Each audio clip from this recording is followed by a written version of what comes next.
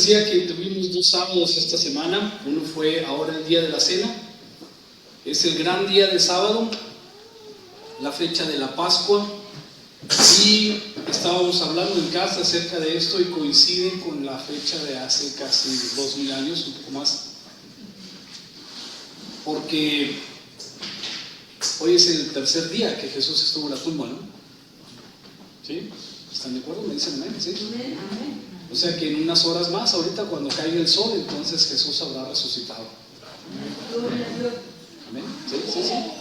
Así como pasó hace tanto tiempo, vuelve a suceder ahora. El miércoles es cuando Jesús es muerto y puesto en la cruz, o puesto en la cruz y muerto. Y José de Arimatea lo baja y lo ponen en un sepulcro exactamente el miércoles por la noche. La noche del miércoles, que es la noche del jueves en realidad, y luego el jueves todo el día es un día y una noche. La noche del viernes y el día del viernes son 2 noches y 2 días. La noche del viernes, que es la noche del sábado, y ahora todo el día del sábado está concluyendo ahora la señal de Jonás, donde pasa 3 días y 3 noches exactos. Ahí sí les voy a decir, díganme amén. ¿Sí? Porque Dios es un Dios de precisión y de precisión absoluta, milimétrica diría yo. Bueno, también hoy es otro día especial porque hoy vamos a empezar un nuevo trimestre. Hoy vamos a iniciar con una secuencia de predicaciones que tiene una temática que dice resolviendo los problemas familiares, ¿sí? Y vamos a hablar acerca de esto en las siguientes semanas. Pero quiero decirles, hermanos, que no va a ser sencillo y tampoco va a ser muy cómodo hablar de estos temas. Digo, no si los tomamos en serio. Sí, como en muchas partes se toma como si fuera una terapia familiar, una terapia personal, como si la Biblia fuera un libro de autoayuda para que tú tengas éxito, para que tú tengas triunfo, para que tú tengas victoria. Y hermanos, la Biblia no es un libro de autoayuda. ¿Me dicen amén? Amén. La Biblia es un libro donde Dios nos habla y nos señala la importancia de Jesucristo en nuestras vidas y en el acontecer cósmico. Amén. Es decir, es cómo Dios se acercó a los hombres y cómo nos revela un camino de salvación para nosotros. No es para que usted tenga éxito ni para que usted declare limpia de sus enfermedades, para que usted declare éxito y prosperidad en sus negocios. No, hermano. No es para eso la Biblia. Se predica mucho, sí, pero no nos dejemos engañar. La palabra de Dios no es un método de prosperidad. La bendición de Dios lo es, pero la mejor bendición que tenemos por parte de Dios, ¿sí?, es que hemos sido llamados a lavar nuestros pecados en la sangre de Jesús. Y eso es la bendición que tenemos, eso es la bendición que debemos de proclamar, el nombre que debemos exaltar. Eso es lo que tenemos que decir. Que Dios mandó a su Hijo Jesús a morir en su lugar, ¿sí?, en el de usted, en el mío, para poder librarnos de la ira venidera, la justa ira del Señor por el pecado que hay en nosotros. ¿Me dicen amén? Amén. Entonces, hermanos, tenemos aquí que debemos de enfrentarnos a esto que es la palabra de Dios. La Biblia, hermanos, no suaviza las cosas. Cuando tiene que decir las cosas con dureza, las dice con dureza, porque es para que nosotros entendamos. Es como un padre que nos dice lo que tenemos que hacer, no lo que queremos oír. Hay mucha bendición en la palabra de Dios, sí, pero es una bendición secundaria y es únicamente por la misericordia de Dios que no hemos sido consumidos. Cuando Dios nos bendice, nos va a bendecir a su voluntad. Lo vamos a ver y vamos a ir ahondando en esto. Pero si lo tomamos en serio, hermanos, esto de resolver conflictos familiares, esto de resolver conflictos personales, es doloroso. No es algo que nosotros podamos decir, estoy exento, en mi familia no hay problema. Bueno, quizás no debo generalizar. Levante la mano la familia donde no hay ningún problema. Eso creí, nomás en la mía. ¿Sí? Hermanos, todas las familias, porque somos familias, tenemos diferentes altercados. Pero todos son muy parecidos. Vamos a ir viendo eso a lo largo de todo este trimestre. Así que les invito a que no quede ninguna silla vacía así como ahorita, porque es mucho mejor. Pero sencillo no va a ser. Vamos a tener que hacer un ejercicio personal, porque esto siempre involucra alguna decisión personal, siempre y frecuentemente son conflictos dolorosos que también con frecuencia preferimos evadir, como si entrecerrando los ojos o volteándonos para otro lado no los tuviéramos que enfrentar, pero ahí están, porque somos familia y porque pensamos de manera personal, y entonces vamos a entrar más o menos en conflictos fuertes. Pero hermanos, recordemos que el enfoque final está en Jesús y en la aceptación de su mensaje. ¿Me dicen amén? Entonces este título lo pusimos espada de dos filos. Lo que ven ahí arriba es una espada romana, es una espada que se llama gladius, tiene pico y filo por los dos lados. Es corta, como de unos 60 centímetros, y algunas personas dicen que es el arma más letal que ha existido. Muchos muertos. Imaginen un combate de espadas y van a ver que dos hombres lanzan golpes de tajo y entonces golpean hasta que alguno de los dos hiere al otro, o gana, o amputa, o le corta un pedazo al otro. Pero esta espada es mortal, hermanos, porque se usaba en guerra corta. Los soldados romanos formaban una especie de barrera con el scutum, con el escudo de madera, y dejaban pequeñas ranuras entre los escudos e iban avanzando de forma compacta, y por entre las rendijas solamente aventaban la espada como tajos, y era una máquina de avanzar y cortar y matar. Así que esta espada, hermanos, era famosa, y cuando alguien la usa como una alusión, dice tiene dos filos, es picuda y es bastante mortal. Vamos a ver ahorita por qué titulamos el tema así. Y quería preguntar antes de continuar, ¿cómo sabemos los nombres de Jesús? Hace muchos años fui a Cuernavaca. Esperaba que Betty volteara para decir qué voy a hacer. Había un hotel, tú te acordarás cuál era el hotel, un hotel de unos hermanos donde recibían y rentaban más para conferencias y convenciones cristianas. ¿Tú te acuerdas cómo se llamaba? No me voy a acordar. ¿Dónde estaba el oratorio? Había un enorme oratorio de madera fina que estaba construido de acuerdo a las dimensiones del oratorio que vienen en la Biblia, y era enorme, era un espacio donde la gente gustaba ir a orar. Pero había otro espacio donde se habían anotado en la pared los nombres con los que la Biblia se refiere a Jesús. No recuerdo bien si eran 500 o 1500 nombres con los que se refiere a Jesús en la Biblia. Muchos. ¿Cuáles conoce usted? Sígame aquí. El pan de vida, solamente con yo soy, fíjese. Yo soy el pan de vida. Yo soy la luz del mundo, yo soy la puerta, soy el buen pastor, yo soy la resurrección, yo soy el camino, la verdad y la vida, yo soy la vid verdadera. Todos estos son nombres de Jesús, ¿me dicen amén? ¿Sí? Y hay muchos más respecto a quién es Él: el alfa y el omega, el principio, el fin, el león de Judá, el rey de reyes, señor de señores, estrella resplandeciente de la mañana, lirio de los valles, rosa de Sarón, el que es, el que era y el que ha de venir. Seguimos. Jesús, Yeshua, significa Yahvé salva. El Cristo, el Mesías, el ungido, Emanuel, el Hijo de Dios, el Hijo del hombre, el Señor. También en su divinidad es admirable, consejero, Dios fuerte, Padre eterno, príncipe de paz, el buen pastor, Cordero de Dios, la palabra, el verbo, mediador, etcétera, etcétera. Todos estos son nombres para referirse a Jesús. Y hay muchos otros como abogado, intercesor, el amén, el renuevo, el esposo, el testigo fiel, el primogénito y el príncipe de paz. ¿Me dicen amén? Hay muchos. Parece que por ahí encontré una lista de 500, pero como teníamos que salir a las 6, dije no, vamos a ayudar. Y hermanos, me llama mucho la atención que uno de los títulos de Jesús es príncipe de paz. ¿Sí? Cuando nosotros decimos y deseamos la paz, y hermanos, paz a nosotros, y Jesús es un Dios de paz.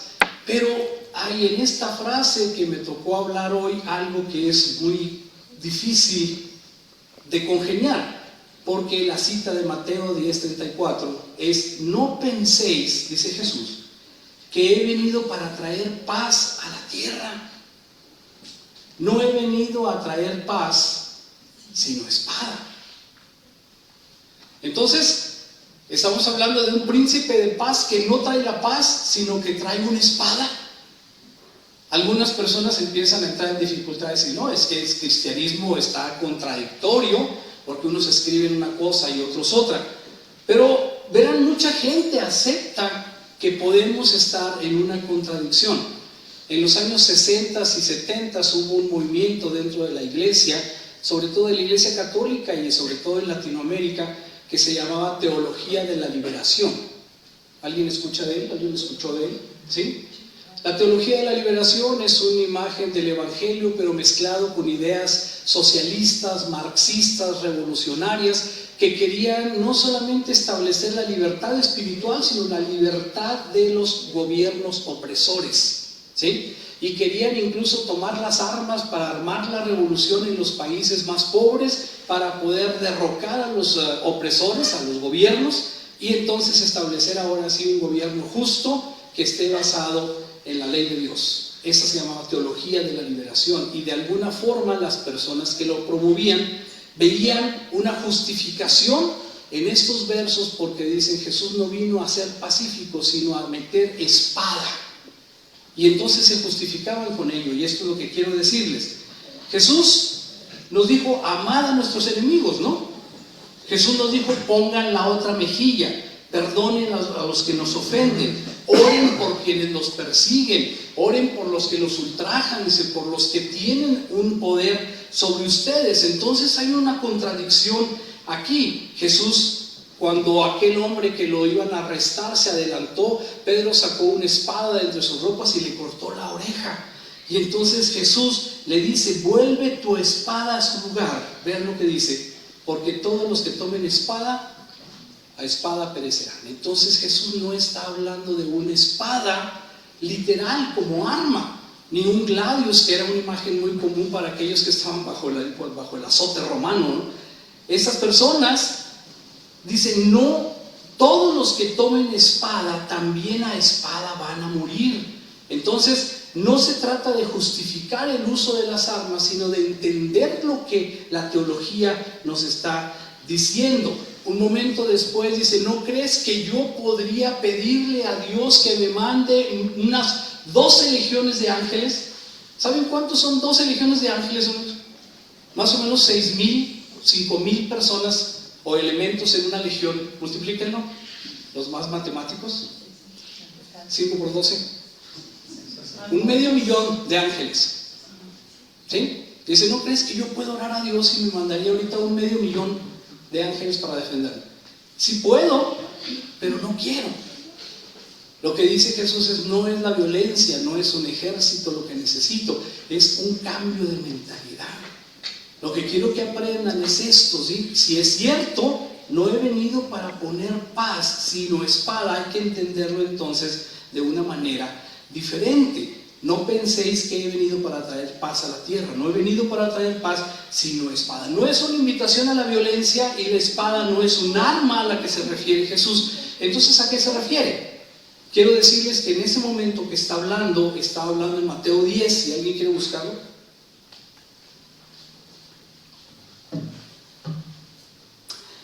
En Mateo 10, hermanos, Jesús va a enviar a los discípulos para que vayan por toda la región y hablen del evangelio y hagan milagros y expliquen a las personas que el reino de los cielos se ha acercado.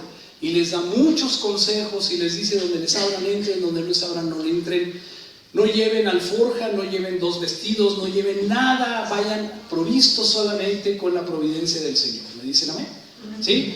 Entonces es allí, en este momento, donde les dice: unas personas los van a recibir, otras personas los van a rechazar. Porque no piensen que cuando les hablen de Jesús va a venir la paz. Cuando les hablen de Jesús, lo que va a venir es la espada. Una espada que divide, una espada que separa, una espada que va a decir que unos respondan a favor y otros respondan en contra. Síganme por favor en este razonamiento. Porque dice Jesús: he venido para poner en disensión al hombre contra su padre, a la hija contra su madre, y a la nuera contra su suegra. Eso casi siempre. Pero padres contra hijos, hijas contra sus mamás, eso es menos frecuente. Sin embargo, Jesús dice: cuando les empiecen a hablar del evangelio, esto se va a producir de manera automática y quizás los enemigos del hombre serán los de su casa. ¿Me dicen amén? Vean la declaración, la Biblia no suaviza las cosas, hermanos, las Biblias nos las dice en la cara. En su familia puede haber que personas sí acepten a Jesús y puede haber otras que no lo acepten. ¿Me dicen amén? ¿Alguien quiere levantar la mano? No es necesario, casi en todas partes hay. O se cree de una manera, o hay pequeñas sutilezas, pequeñas variaciones, y eso hace que las familias incluso se enfrenten, que las iglesias se enfrenten, que las comunidades se enfrenten, que la sociedad se enfrente, que todas las personas se vean enfrentadas entre sí. Pueden decirle sí a Jesús o si le van a decir que no. Cuando pensamos en esto, hermanos, sabemos, ¿sí?, que la palabra de Dios tiene un poder especial. Y ese poder especial, hermanos, se ve confrontado en una decisión final para todos nosotros. Vean, porque la palabra de Dios es viva y eficaz y es más cortante que toda espada de dos filos. ¿Me dicen amén? Y penetra, dice aquí, hasta partir el alma y el espíritu, las coyunturas y los tuétanos, y discierne los pensamientos y también las intenciones del corazón. Así que cuando usted lee la palabra de Dios, la palabra puede discernir cuáles son las intenciones de su corazón. ¿Me dicen amén? Usted puede leer exactamente lo que se escribió hace siglos y verse en un espejo y decir, ah, caray, ¿sí? Creo que esto lo dice por mí. ¿Me dicen amén? ¿A alguien le ha pasado esto recientemente? ¿Alguien ha leído algo que diga, yo creo que Dios sí me conoce, yo creo que Dios está hablando de mí en este verso? Y entonces, hermanos, es viva y eficaz porque no es un mensaje muerto, es un mensaje que se escribió hace siglos y sigue vivo, opera activamente en la vida de quien acepta la palabra, es penetrante porque divide el alma, el espíritu, las coyunturas, los tuétanos, hasta adentro puede ver y decir qué es lo que estás haciendo con tu vida. Hay un impacto en lo íntimo del ser, hay un discernimiento, juzga, revela las verdaderas intenciones del corazón. Puedes engañar a los demás, puedes engañar a tu familia, puedes engañar a los hermanos, puedes engañar como quieras, pero a Dios no lo vamos a engañar jamás. Esa es la palabra de Dios.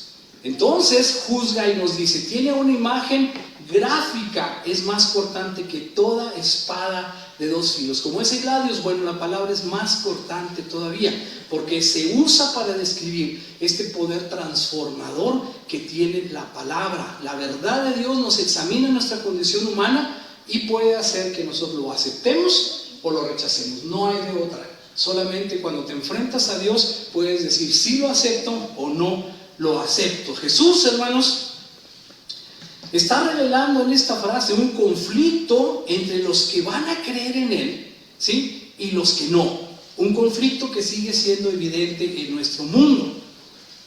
Nos divide, ¿sí?, y nos separa. Vean lo que dice: la cruz reconcilia a la humanidad con Dios, pero entre los seres humanos habrá una división siempre, ya que no todos aceptarán al Cristo.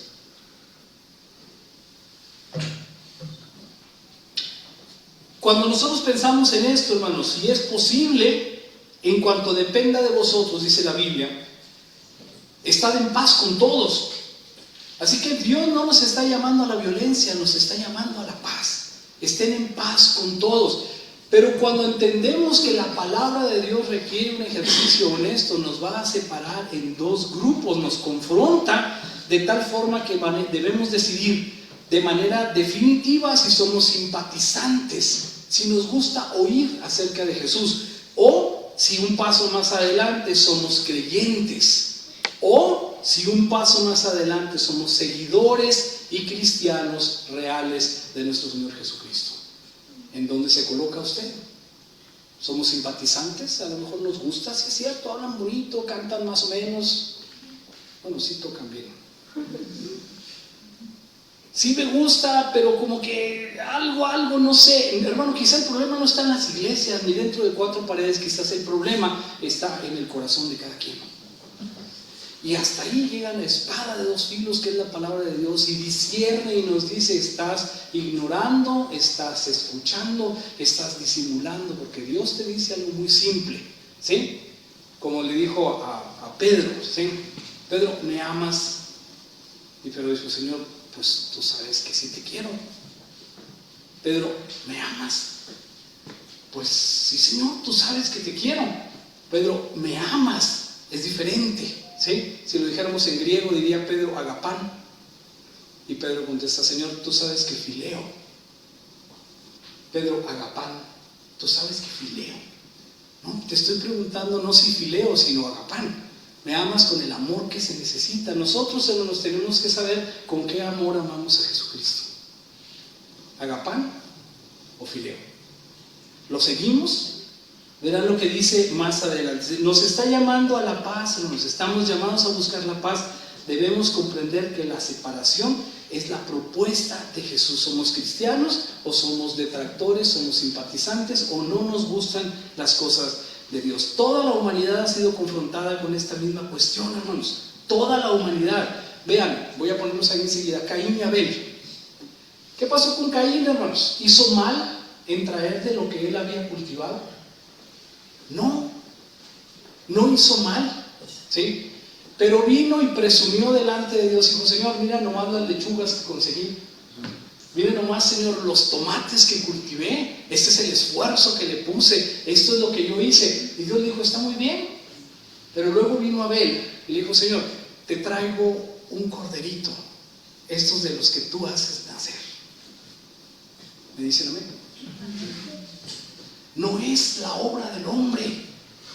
Es lo que Dios hizo por nosotros. Vean otro ejemplo porque no quiero extenderme. Jacob y Esaú. Jacob llega cansado, hermanos, y dice, oye, dame un poco de ese guiso rojo que tienes ahí en lentejas. ¿Sí?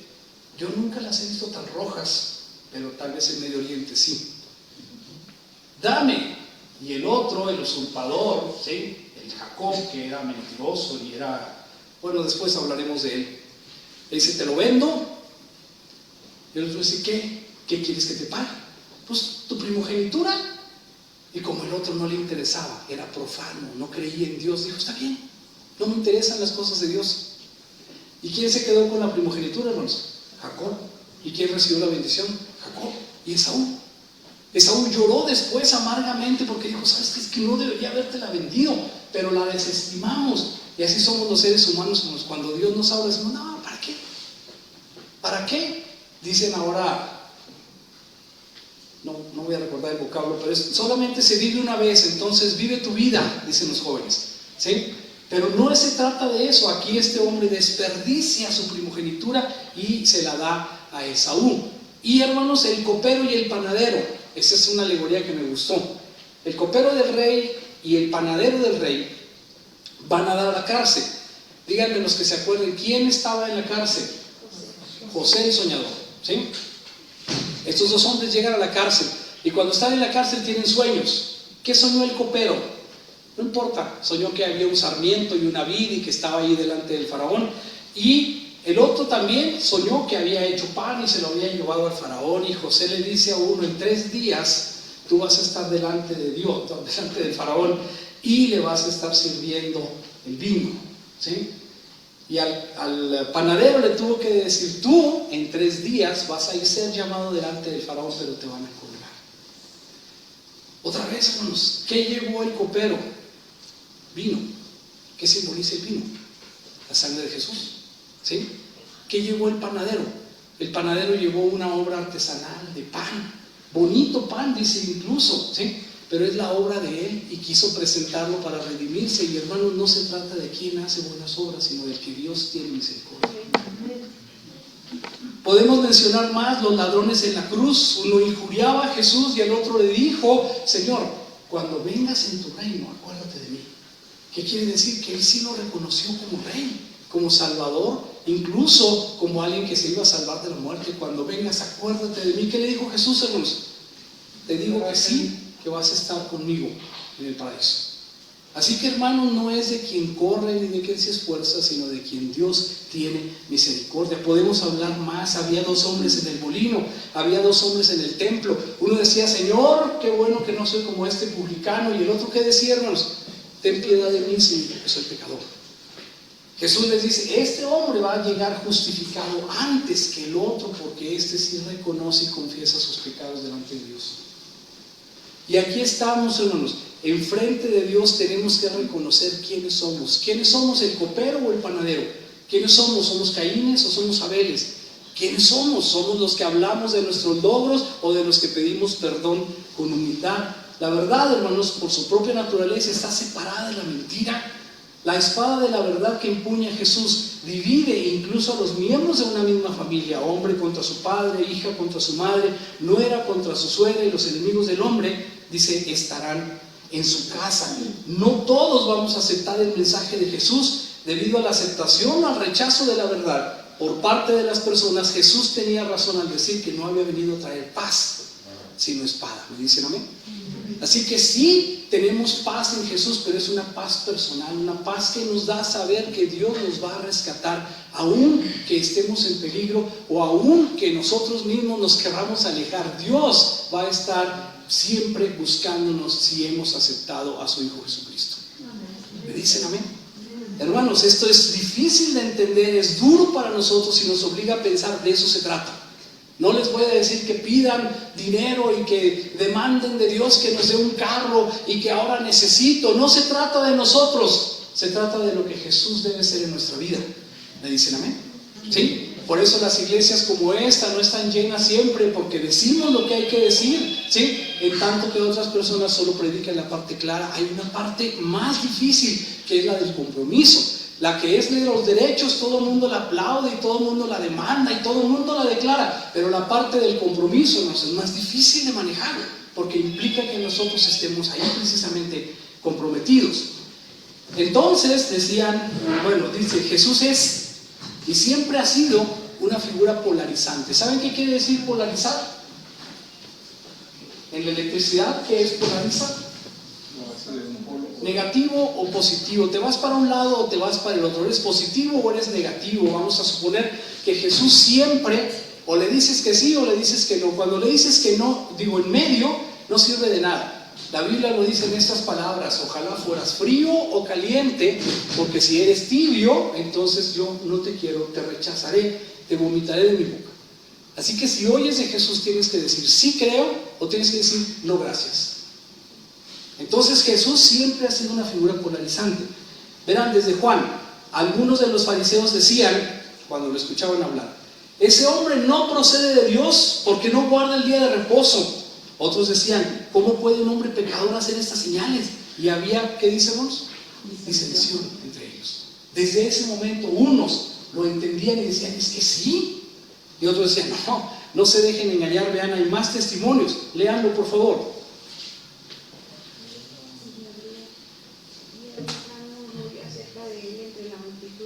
Pues unos decían es bueno para otros, pero otros decían no, sino que engaña al pueblo. Dice que cuando Jesús caminaba y predicaba en los lugares, había un gran murmullo acerca de él entre la multitud. Unos decían, nunca hemos oído a nadie hablar como habla este hombre. Sí, es bueno. Pero otros ahí mismo decían, no, este hombre está engañando al pueblo. ¿Me dicen amén? ¿No pasa lo mismo ahora entre nosotros, hermanos? ¿No le dice usted, ven a la iglesia? Y te dice, no, hombre, las iglesias están peor que uno. ¿Sí? ¿Le han dicho? Sí, y uno dice, no, pues es cierto, si les digo que voy a la iglesia se van a reír de mí. Ya no me van a invitar a pistear. ¿Sí? O ya no me van a jalar, ya no me van a invitar. ¿Por qué? Pues ahí estás, andas con los aleluyos. Ese era un insulto hace algunas décadas, ahorita ya no es tanto. ¿Sí? Pero ahí andas, ¿a poco andas con los hermanos ahora? ¿Sí? Y empiezan a hacer, dices tú, no, pues no estoy seguro si esto, creo que sí está bien, pero no, esa es la disyuntiva de Jesús. Hablarlo en público, declararlo públicamente, hermanos, es algo que Dios espera que hagamos. Cualquiera que me confiese, yo le confesaré delante de mi Padre. ¿Me dicen amén? Y complétenlo. Y cualquiera que no me confiese, ¿sí? Cualquiera que me negare. Entonces, ¿qué quiere uno? No, sí, bueno, Señor, es que yo cuando decía que sí, decía amén. Amén. Sí, para que no me vean. Y cuando decía levante la mano el que cree en Cristo, decía eso. En lugar de decir así. ¿Sí? Entonces, requiere compromiso. Veo que se mueven en la silla, nos sentimos incómodos, hermanos. Sí, yo el primero, cuando lo leo. para prepararlo, para venir a decirlo, hermano. Yo no soy más que el mediador, el vaso de barro partido que viene a decirle lo que es la palabra de Dios. Así que aquí está. Si se incomoda usted porque le exige mayor compromiso, incomódese, hermano. Dios nos está pidiendo mayor compromiso. Me dicen amén. Y entonces dice aquí, algunos dicen, no, pues es que no es tanto así, o sí. No, sí hay que ser, pero no tan fanático. Sí, yo sí voy a la iglesia, pero pues no, así que digas tú, qué bárbaro, qué metido está el hermano. Pues no. ¿Y a quién se lo platicas? A los demás hermanos. La pregunta es, ¿por qué te daría vergüenza estar más comprometido? ¿Estamos haciendo mal, hermano? No. Dios nos está diciendo, sí, ¿estás de este lado o no estás? Hay muchas formas de decirlo. ¿Estás conmigo? Porque el que no está conmigo, complétalo, está contra mí. No está a la mitad, no está medio decidiendo, ¿sí? Si pusiéramos una línea y yo les dijera, acá los que creen en Cristo y acá no, tendríamos que tomar una decisión, ¿sí? Y también aquí, si dijéramos, todos estos creen, bueno, aquí están los que creen y están comprometidos, y aquí están nomás los que creen. ¿De qué lado se pone? Es difícil, ¿sí? Es difícil. Esta es una espada, hermanos. Nos corta, nos entra, nos hiere, porque eso es de lo que se trata. Entonces, hermanos, dice Jesús, les dice a ellos también, ustedes que andan conmigo aquí cerquita, que ven los milagros, ¿quién dicen que soy? Y entonces ellos dijeron, nos respondieron, bueno, pues unos dicen que eres Juan el Bautista, otros dicen que eres Elías, otros dicen que eres Jeremías o alguno de los profetas. ¿Quién fue el único que dijo quién era? Pedro, ¿no? ¿Qué le dijo Pedro? Tú eres el Cristo, el Hijo del Dios viviente. Y entonces Jesús le dijo, bienaventurado, porque no te lo reveló ni carne ni sangre, sino directamente el Espíritu de Dios. Hermanos, ¿qué nos revela el Espíritu? ¿Quién es Jesús para usted? Sigamos. Es inevitable que haya conflicto entre el bien y el mal, entre el Cristo y el anticristo, entre la luz y las tinieblas, entre los hijos de Dios, que se nos dice así en la Biblia, los creyentes, y los hijos del diablo, los que son hijos del padre de mentira, los que rechazan a Cristo. Es inevitable que vaya a haber este conflicto. Se manifiesta incluso dentro de una familia. Algunos son creyentes y otros no. ¿Me dicen amén? Aunque debemos procurar vivir en paz con todos, no debemos olvidar que Jesús nos advirtió que seríamos aborrecidos por causa de Él. Dígame alguien, ¿qué quiere decir aborrecer? ¿Cómo rechazar? Odio es una palabra más fuerte. El sentido de aborrecer es, por ejemplo, yo tengo aquí una Coca-Cola, que no la tengo, y un vaso con agua, ¿sí? ¿Qué prefieres? Yo prefiero la Coca. Pero hay voces allá atrás que van a decir, es que se te sube el azúcar. Ok, entonces prefiero el agua y aborrezco la coca. ¿Me dicen amén? Acepto una y rechazo la otra. Entonces dice aquí, ¿sí? Así como los que rechazan a Cristo lo aborrecen, también aborrecen a sus seguidores. Así que usted puede decir o sentir esto, ¿sí? Juan dice, si el mundo os aborrece, sabed que a mí, dice Jesús, me aborreció antes que a vosotros. ¿Por qué nos sorprendemos a veces, hermanos, de que no nos quieran, de que no nos inviten, de que no nos acepten en la familia? A Jesús no lo aceptaron. ¿Me dicen amén? Díganme, seguidores, ¿de quién somos? ¿De Jesús? ¿Qué vamos a tener? ¿Aplausos? ¿Qué vamos a tener? ¿Invitaciones? ¿O vamos a tener rechazo? ¿Vamos a sentir que nos aborrecen? ¿Le ha tocado? Levánteme la mano. ¿Sí? ¿De jóvenes? ¿No te invitan? ¿Por qué no te invitan al party? ¿Por qué no te invitan a la fiesta? ¿Por qué? Pues porque eres cristiano. Les haces ahí estorbo porque no jalas con los demás. A lo mejor sí estás presente, pero no se siente igual, dicen ellos. A mí me lo han dicho directamente. ¿Sí? No, pues es que como tú no pisteas, pues nos sentimos incómodos, dicen. Y entonces por eso no te invitamos. ¿Qué debo hacer, hermanos? Empezar a pistear con todos para poder sentirte muy bien y aceptado por los demás. Pues eso es lo que hay que hacer. A menos que digas tú, bueno, me estoy perdiendo de eso. Sí, pero estoy siendo leal a lo que yo creo. ¿Me dicen amén? ¿Sí? Entonces, no es que sea algo malo, es que es algo difícil porque va en contra de lo que nosotros mismos queremos hacer. ¿Sí? Entonces, vamos a decir que Jesús le dijo a sus discípulos, si alguno quiere venir en pos de mí, lean la frase, niéguese a sí mismo, ¿sí? y tome su cruz y sígame. Jesús dijo en el Getsemaní, no como yo quiero, ¿sí?, sino como tú dices. Tome su cruz y sígame. Estrictamente hablando, hermanos, tenemos que decir, en este momento también está en Mateo 10, Jesús todavía no estaba siendo crucificado, ¿no? Ubiquen el libro, estamos en el libro número 10, Mateo tiene 26 capítulos, es hasta el último que lo crucifican, y aquí está hablando al resto del grupo, ¿y qué les dice?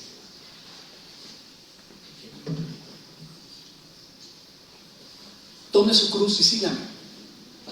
¿Es un anticipo de que lo iban a crucificar? ¿O es una metáfora? Es una metáfora, porque todos sabían en esa época de Judea que los romanos crucificaban a los que estaban condenados a muerte. Y todo el mundo sabía que cuando alguien llevaba su cruz es porque ya iba a morir, no había remedio, no había marcha atrás. La cruz no negocia, no perdona, es una cosa juzgada, y lo más seguro es que si tomas tu cruz te vas a morir. ¿Es una familia? Cuando Jesús nos dice toma tu cruz y sígueme, ¿de qué está hablando, hermanos? De negarnos a nosotros mismos, de darle la espalda al mundo. Esta puede ser parte del costo del discipulado, ¿sí? Un verdadero discípulo debe tomar su cruz y seguir a Jesús. Piénselo, es duro, sí es duro, ¿sí? Si usted está pensando en este momento, creo que no tengo madera de discípulo, creo que no soy el discípulo que debería de ser, tiene razón. Para eso ese es el ejercicio, porque no vino Jesús a meter paz, sino espada. No vino a decir, no, sí, así estás bien, tranquilo, nomás no faltes, ¿sí?, nomás no te alejes mucho y estás siendo buen cristiano. Se requiere de un poco más, y eso es de lo que estamos hablando en este momento. Un verdadero discípulo debe estar dispuesto a enfrentar no solo el rechazo familiar, sino incluso la muerte, como un criminal que carga su cruz camino a su ejecución. ¿Qué tan buenos cristianos estamos siendo? Debemos de estar seguros de lo que estamos haciendo, debemos saber si somos discípulos, seguidores, simpatizantes, o si estamos dispuestos incluso a dejar nuestro camino, a tomar la cruz y seguirle. Los verdaderos seguidores de Cristo deben estar dispuestos a renunciar a todo si quieren ser dignos de Él, y al hacerlo encontrarán la vida al entregarla a Jesucristo. El que ama padre o madre, dice Jesús ahí mismo, vea, Jesús no disimula, la Biblia no suaviza, en ese mismo punto les dice, vayan y hablen, no piensen que les va a ir bien. Cuando hablen de Jesús va a entrar una espada en esa casa, y va a haber quien sí lo quiera y va a haber quien no lo quiera. Pero si la familia se separa, vean lo que dice aquí, esto es duro, sí es duro, pero lo vamos a ver ahorita cuál es el sentido que dice. El que ama a padre y a madre más que a mí, ¿qué dice, hermanos? No es digno de mí. El que ama a la hija o al hijo más que a mí, ¿qué dice, hermanos? ¿Qué quiere decir entonces, hermanos? Ahorita va a llegar usted a hacer sus maletas y despedirse de todos en su casa. ¿Me dicen amén? No, no es lo que dice. No, hermanos, lo que dice es que pongas prioridades, ¿sí? Que sepas que la salvación de tu alma, que sepas que el compromiso del discipulado a veces va a hacer que esas separaciones tengan lugar. ¿Me dicen amén?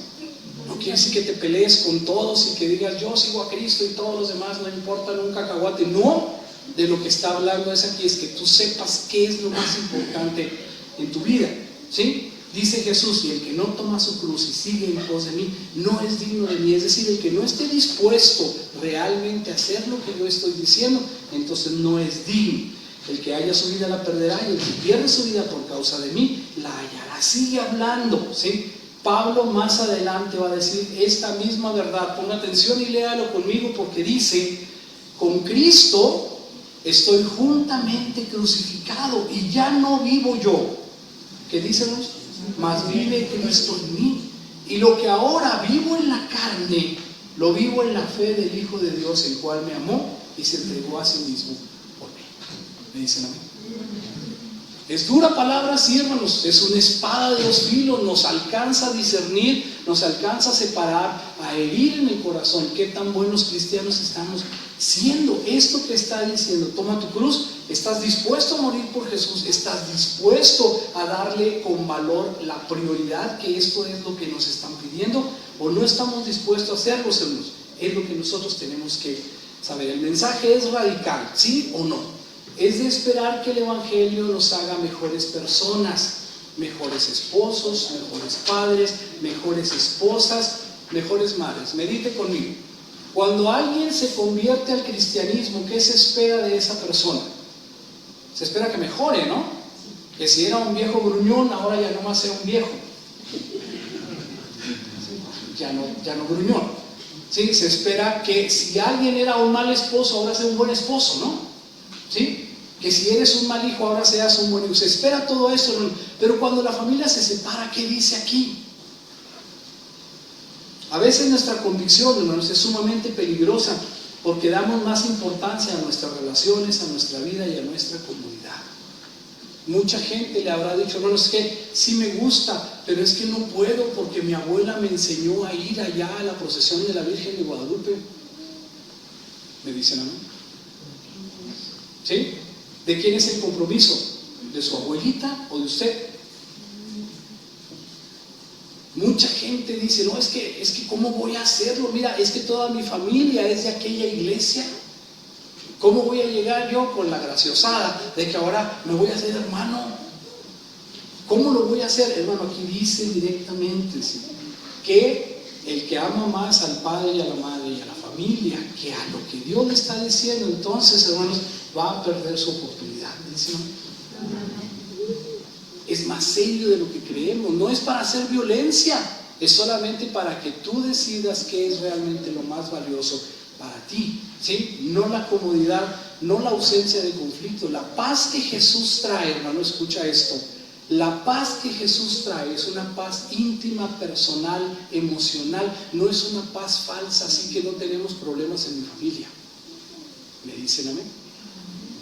¿Sí? Entonces, no, pues en mi familia todo está bien, sí, pero hay paz. ¿Hay paz en tu corazón? Cuando hay paz en tu corazón, entonces todo eso debe pasar a segundo término. Otra vez, no estamos hablando de ir contra la familia, estamos hablando de encontrar un punto medio y un camino adecuado. No es que el amor a la familia sea malo, no, hermanos, no hay que malinterpretar. Debemos procurar que nuestro cristianismo dé lugar a un cambio de actitud, porque tenemos que encontrar que oramos por nuestros seres queridos que todavía no son salvos, buscamos oportunidades para evangelizar y vivimos vidas que glorifican a Dios. ¿Cómo lo vamos a hacer? ¿En conflicto con los de la familia? No, el conflicto es algo que debemos de obviar, no debemos de afrontar directamente ni causar mayor división. Tenemos que encontrar una manera. Debemos dar gracias a Dios, hermanos, los que tenemos una familia en las que no hay oposición. ¿Me dicen amén? ¿Sí? ¿Quién en su familia no tiene oposición? ¿Sí? Ahora, ¿quién en su familia tiene oposición? ¿Sí? Hay que dar gracias a Dios cuando no tienes oposición. Y cuando tienes oposición, hay que darle gracias a Dios. ¿Me dicen amén? Porque no está fácil. No es un camino sencillo. Hay una espada, yo diría hay una astilla, hay una piedra en el zapato, hay algo que está ahí mortificando. Pero hermanos, Dios sabe cuánto podemos resistir y lo que tenemos que hacer es mantener la fe en que Dios puede hacer todo lo que sea mejor en nuestra vida. ¿Me dicen amén? Así que Jesús no vino a poner paz, hermanos. Usted siga orando, sí, tal vez no mañana ni pasado mañana, pero alguna puerta se va a abrir en el nombre de Cristo. Así que debemos de vivir vidas que glorifiquen a Dios. Hagamos lo posible, veamos, pidamos, hermanos, y Dios hará el resto. A los demás, dice Pablo, pongan mucha atención, y a los demás yo digo, dice Pablo, yo digo, no el Señor. Así que esto es bíblico porque es en la Biblia, ¿sí? Pero no es exactamente de Dios. Es de un hombre que en medio de una gran luz conoció a Jesús y yo digo, en una paradoja de tiempo, estuvo ahí el tiempo suficiente para poder dialogar con Jesús y aprender el Evangelio directamente del Cristo. ¿Saben lo que digo? ¿Han visto esas películas donde se pone una luz muy grande y cuando salen han pasado varios años o volvieron al principio de la historia como una curva del tiempo? ¿Me dicen amén? ¿Saben de qué estoy hablando? Yo digo que eso le pasó a Pablo ahí. Los demás afuera vieron una luz, los demás afuera estuvieron esperando, escuchaban, pero no sabían qué estaba pasando. Pablo recibió un curso intensivo del Evangelio y de quién es Jesús. Así que dice aquí, yo digo, dice Pablo, esta es mi solución, dice Pablo, no la del Señor. Si algún hermano tiene mujer que no sea creyente y ella consiente en vivir con él, ¿qué dice, hermanos?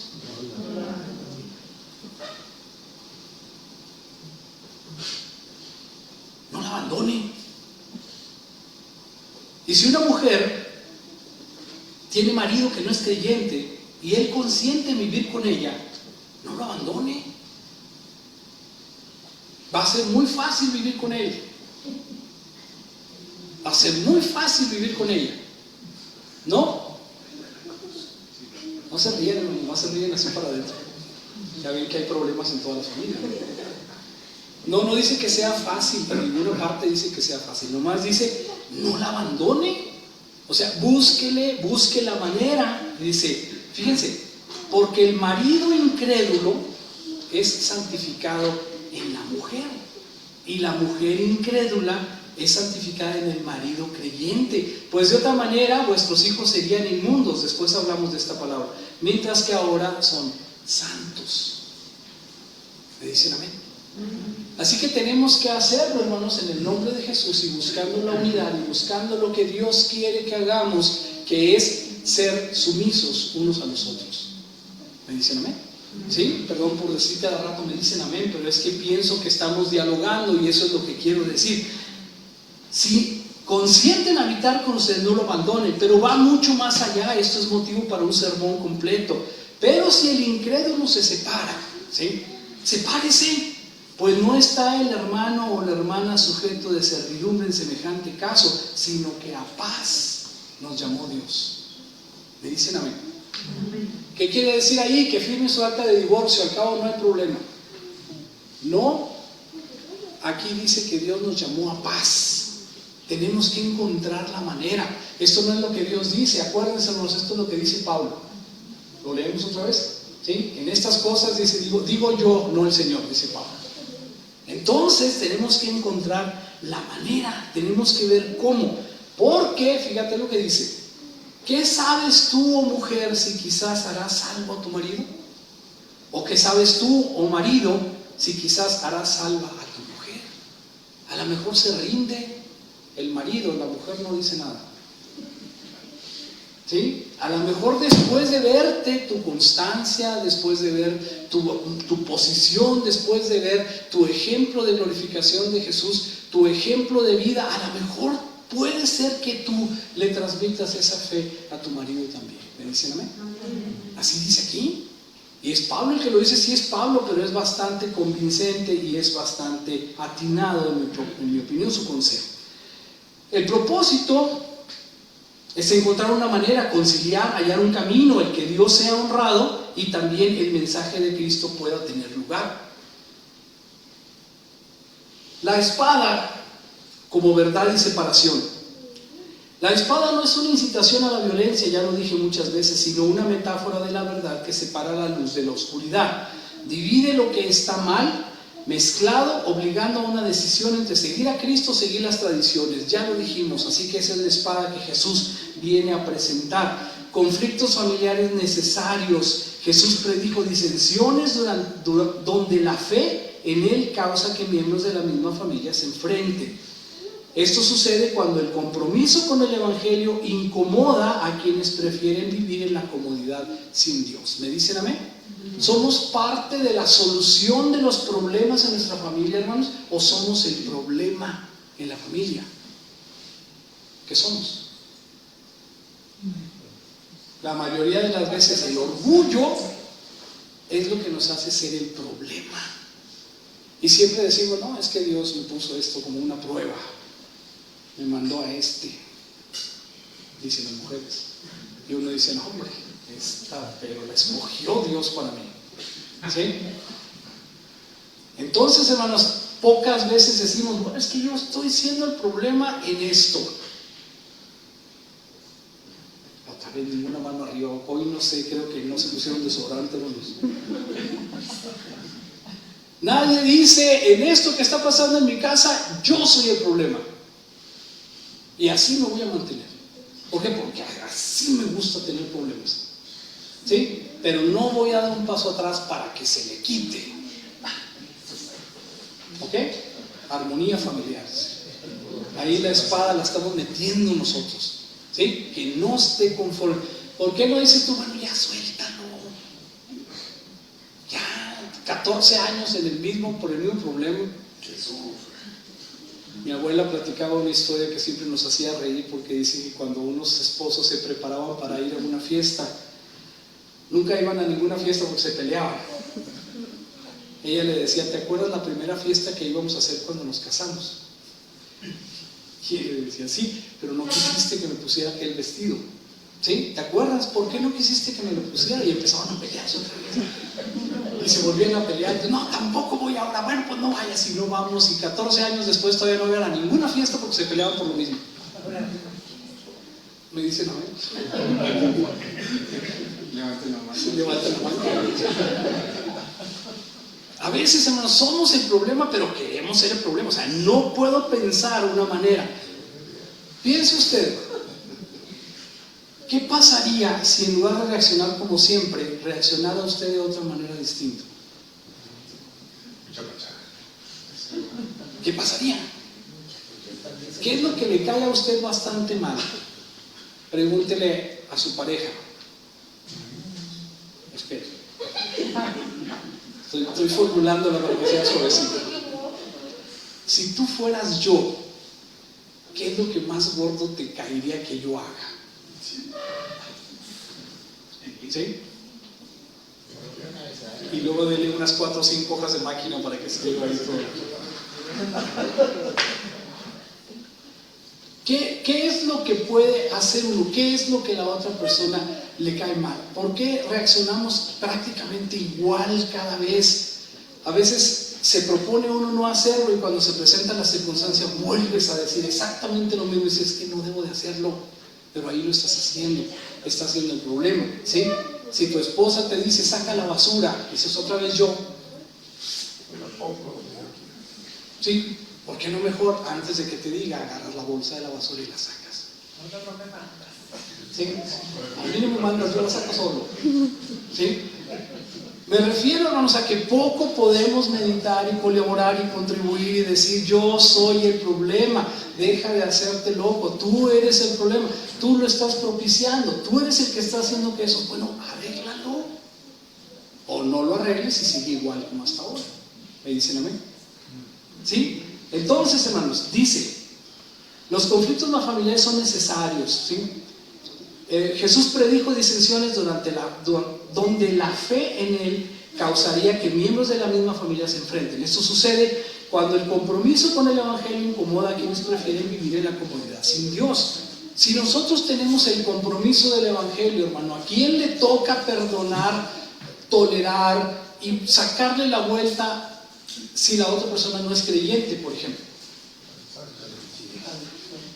A nosotros, ¿no? Porque entonces nosotros tenemos que tener más posibilidades de maniobra.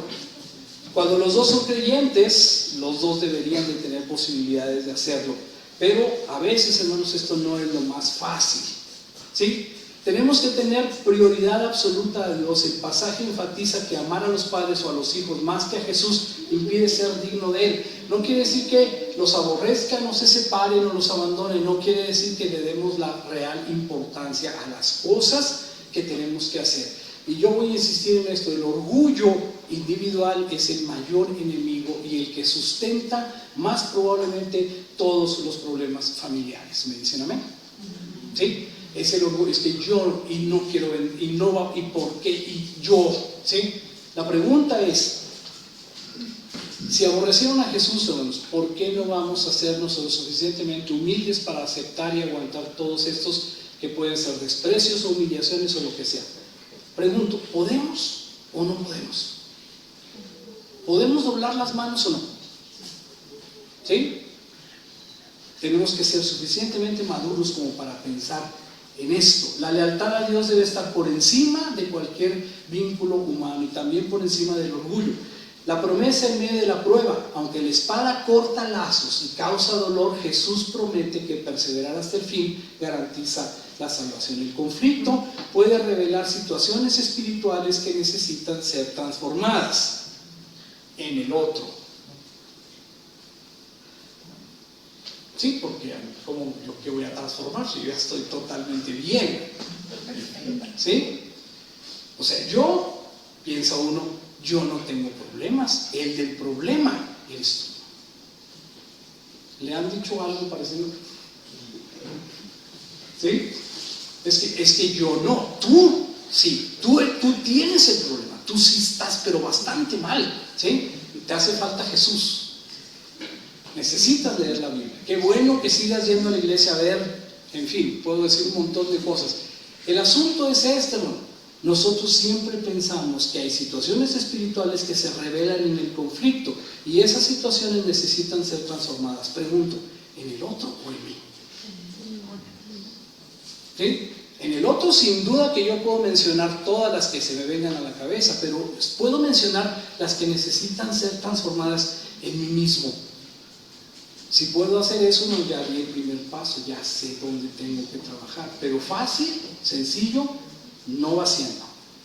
La espada es como una lucha espiritual. La paz que Jesús trae no es la ausencia de conflictos, esa es una paz falsa, es una victoria de la verdad. Si yo puedo vencer eso que está causando el problema en mi familia, es lo que tengo que hacer. ¿Lo digo otra vez? Si yo puedo vencer eso que está causando conflicto en mi familia, si yo lo puedo hacer, entonces eso es lo que tengo que hacer. No dije nada igual, ¿no? Eso es lo que tengo que hacer, resolverlo en mí para que luego las cosas puedan empezar a cambiar. La lucha es contra el mal, pongan atención, no contra las personas. ¿Cuántas veces usted discute con su pareja o con su familia o con su hijo otra vez y casi siente que la persona le irrita y le incomoda? El problema no es la persona, el problema es eso, el problema. Discuta usted con el problema, no con la persona. ¿Me dicen amén? ¿Sí? El problema no es la otra persona. Aquí dice, la lucha es contra el mal, no contra las personas. Aunque la incomprensión familiar sea parte de esta persecución, ahí dice Jesús, los enemigos serán los mismos de la casa. La enseñanza que estamos observando busca preparar al creyente para que no se desanime si su fe genera incomprensión familiar, recordándole que la fidelidad a Cristo es lo primordial. Usted que levantó la mano ahorita que dice que su familia se opone, lea conmigo esto otra vez. Lo que estamos aprendiendo, ¿sí?, es que busca la palabra de Dios preparar al creyente para que no se desanime si su fe le genera incomprensión familiar. Póngale su nombre, ¿sí?, y diga, no debo desanimarme porque mi fe está generando incomprensión familiar. Debo recordar que la fidelidad a Cristo es lo primordial. ¿Me dicen amén? ¿Sí? Entonces, hermano, tenemos problemas y todos tenemos, más grandes, más chicos, como sea. Pero si usted tiene que es bien cercano, bien incómodo, esta incomprensión familiar, recuerde que la fidelidad a Cristo es lo primordial. No es que no tengan importancia la familia, no, sino hay que seguir orando para que Dios abra puertas y modifique la conducta, la nuestra tal vez, y también la de la otra persona. La Biblia no disimula, hermanos, no quiere decir vayan a terapia y unas veces será uno y otras otro, no es negociable. Aquí nomás dice, usted viva una vida que sea ejemplar para Dios. El contexto es para afirmar la confianza que tenemos en Jesús. No todo es miel sobre hojuelas, no todo es un camino recto de flores y de sol. A veces hay tormenta y tenemos que afrontarla. ¿Cuánto dura la tormenta? Lo que Dios quiera, gracias a Dios. ¿Me dicen amén? ¿Sí? ¿Cuánto duró la mujer que estaba enferma de flujo de sangre? 12 años. ¿Sí? ¿Ustedes creen que cuando iba en el sexto ella decía, no, ya nomás llevo 6? ¿Sí? No sabía. Usted tiene este problema, ¿cuántos años? Los que tenga. ¿Cuántos más? No sé, los que Dios quiera. Me dicen amén. Y entonces nosotros tenemos que seguir afirmando nuestra confianza en Jesús. Esta espada de dos filos, esto que estamos diciendo, dicta cuál debe ser la convicción del discípulo. ¿Y cuál es, hermanos? Dios está conmigo. ¿Sí? Dios está conmigo. Estoy haciéndolo bien, estoy haciéndolo en nombre de Dios. Hable, sí. Insista una y otra vez, no se canse, no se rinda. Dios tiene un propósito con todo esto. La actitud debe ser clara en cuanto a las prioridades. No es un mensaje en contra de la familia, no es en pro de la violencia ni el conflicto. Es un llamado a seguirle a pesar de la oposición o de las adversidades en todo lo que nos rodea. Debe mantenerse una actitud de oración y de esperanza con fe en el que todo lo puede. Hermanos, todo lo que estamos viendo es que aunque las cosas vayan a mal, nosotros tenemos que mantenernos, porque debemos saber que el mensaje de Jesús no siempre es bien recibido y tenemos que escoger una posición, y al escoger la posición vamos a encontrar fuerte oposición, o vamos a escuchar o tener apoyo con los de la iglesia, o de alguna manera tenemos que saber que siguiendo el camino de Dios, Él nos va a dar una forma de salir siempre adelante. ¿Me dicen amén? Así que, hermanos, entonces Dios, Jesús mismo, no ha venido a traer paz sino espada, pero tenemos que saber y estar preparados para que, manteniendo nuestra fe en Cristo, que sea entonces lo que Dios quiera.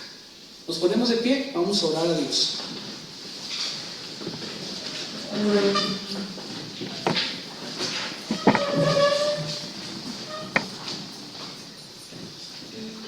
Incline su cabeza, cierre sus ojos, piense si este mensaje le dijo algo. Piense si debemos de resolver, de buscar la solución en los demás o quizás en uno mismo. Piense un propósito para resolver este problema que pueda estar en la familia.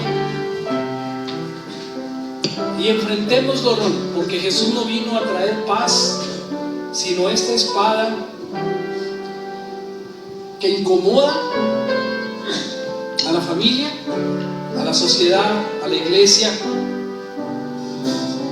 y que nos incomoda a nosotros mismos, diciéndonos que quizá no somos los cristianos que deberíamos de ser, que quizá no somos ni cercanos a lo que Dios espera de nosotros. Pero, hermanos, tomar conciencia de ello nos permite acercarnos a una solución del problema. Y la solución del problema es dejar el orgullo, hacer morir al viejo hombre que está dentro de nosotros, aquel Caín que se confía en lo que él hizo, aquel panadero que sería ahorcado después de todo, y que seamos más como el copero, que seamos más como el hombre que pidió perdón por sus pecados, que seamos más como Jacob y no como Esaú, más como Abel y menos como Caín, que seamos de esta humanidad que acepta el mensaje de Jesús. Y que si por seguir a Jesús entramos en conflicto, hermanos, eso estaba anunciado desde el principio en la misma voz del Señor. En el mundo tendremos aflicción, dice la palabra, pero Jesús mismo dice: confiad, porque yo he vencido al mundo. Oremos. Padre nuestro que estás en los cielos, y que desde allá contemplas a este grupo de hijos tuyos que hemos venido hasta este lugar. Gracias, Señor, porque apareciste en el mundo, porque eres el centro de un plan maestro de salvación, porque llegado el tiempo y atendiendo a la profecía del Padre, apareciste, Señor, para traer libertad a los cautivos, para dar vista a los ciegos, para hacer que oyeran los sordos y que los cojos anden. Cada uno de nosotros somos ciegos, somos sordos, somos cojos, somos enfermos en la lepra del pecado, Señor, pero tú nos has sanado a todos, a cada uno. Gracias, Señor, porque de lo que se trata es de algo más trascendente que lo de esta vida. Permítenos perdonar, permítenos resolver el orgullo, permítenos, Señor, hacer que todo lo que suceda a través de tu cristal con el que vemos, Señor, pueda tener su verdadera dimensión. Saber que el conflicto es nada comparado con la gloria que habremos de recibir.